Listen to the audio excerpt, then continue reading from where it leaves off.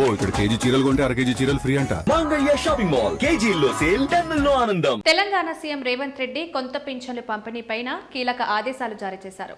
తెలంగాణ రాష్ట్రంలో చేయుత పథకం కింద అర్హులైన వివిధ వర్గాల వారికి ఆగస్టు 15వ తేదీ నుండి కొత్త పింఛన్లు అందించాలని సూచించారు. పంచాయతీరాజ్ గ్రామీణాభివృద్ధి శాఖ మంత్రి సీతక్కతో కలిసి సమీక్షలో పాల్గొన్న రేవంత్ రెడ్డి పింఛన్ల విషయంలో పలు కీలక నిర్ణయాలు తీసుకున్నారు. ఈ ఆగస్టు 15 నుండి తలసేమియా, సికిల్ సెల్ ఎనీమియా బాధితులకు పింఛన్లు మంజూరు చేయాలని సీఎం రేవంత్ రెడ్డి ఆదేశించారు. ఒంటరి మహిళలు, వితంతువులు, నేత, గీతా కార్మికులందరికీ పింఛన్లు ఇవ్వాలని సూచించారు. దివ్యాంగులు మరణించిన సందర్భంలో వారి భార్యలకు వెంటనే పింఛను ఇవ్వాలని సీఎం రేవంత్ రెడ్డి స్పష్టం చేశారు. అర్హులైన వారిని వెంటనే గుర్తించి పంపిణీ ప్రక్రియను పూర్తి చేయాలని తెలిపారు.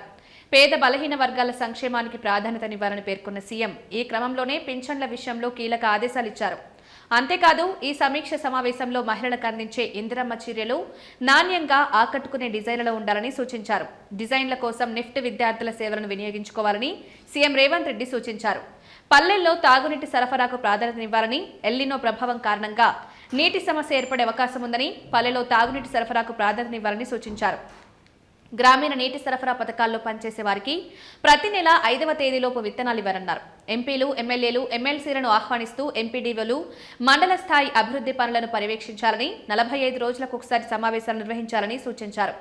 అన్ని గ్రామాలలో తారు రోడ్లుండాలని, జనాభా ఆధారంగా పంచాయతీ భవనాలుండాలని సీఎం రేవంత్ రెడ్డి ఆదేశించారు.